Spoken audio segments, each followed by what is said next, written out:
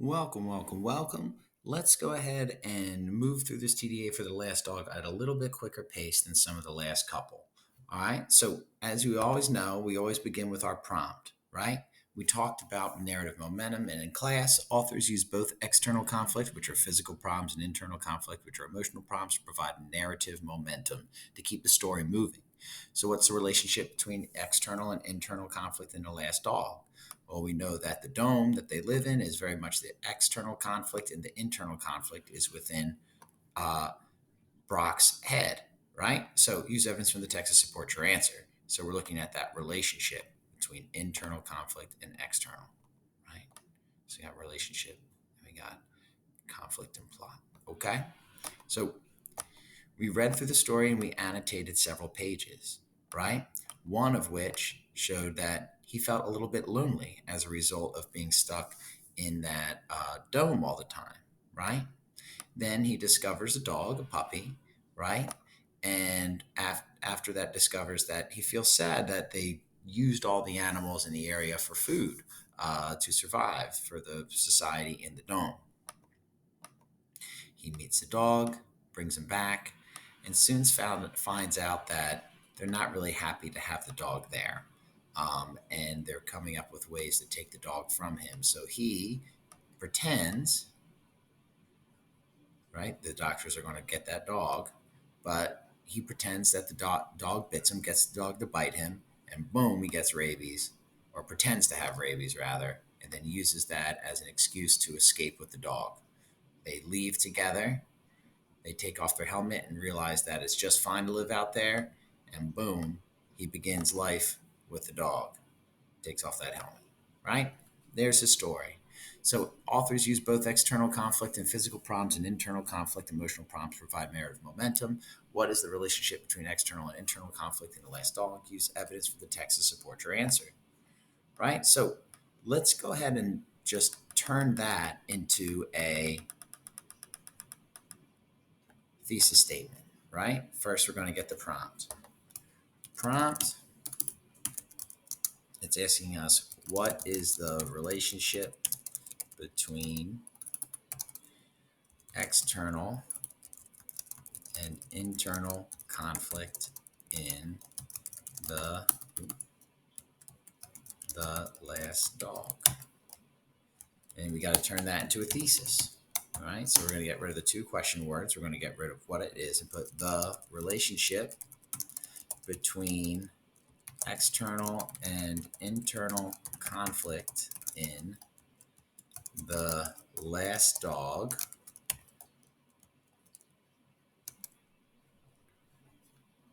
connects the relationship between external and internal conflict in the last dog connects the setting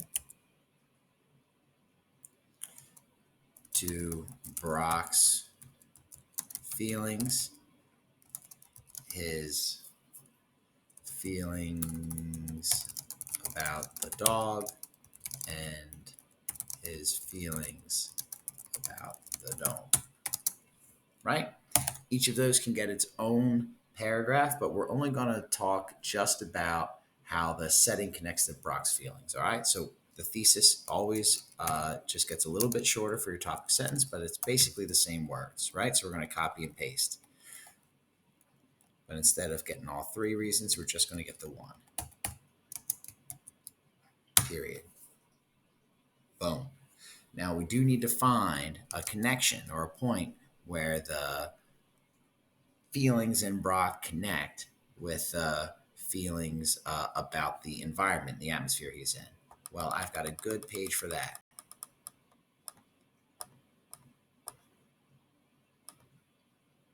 Perfect. So he headed for the purple curves. Within a short distance from the dome, the land was clear and barren, right? He checked the emotional scanner. Loneliness. What's a scanner, Brock asked. The podmaster requisitioned. We prompted this unusual ambition. This is when he came out. He wants to get out of the dome, right? And he's feeling loneliness as a result, right? He's not going to just come out and say it, but that's what it feels like. So he headed for the purple curves. Those are mountains. So let's use that part. There's that word loneliness. All right. He checked the emotional scanner for an unfamiliar sensation. Loneliness. It registered. He rather, let's skip down a little bit, right? So he rather liked having names for these new sensations. It made him feel a bit proud. What is it? The scanner was rather interesting. He wondered when people had stopped using them. He hadn't known they existed until that pod meeting. He had voiced his desire to go outside.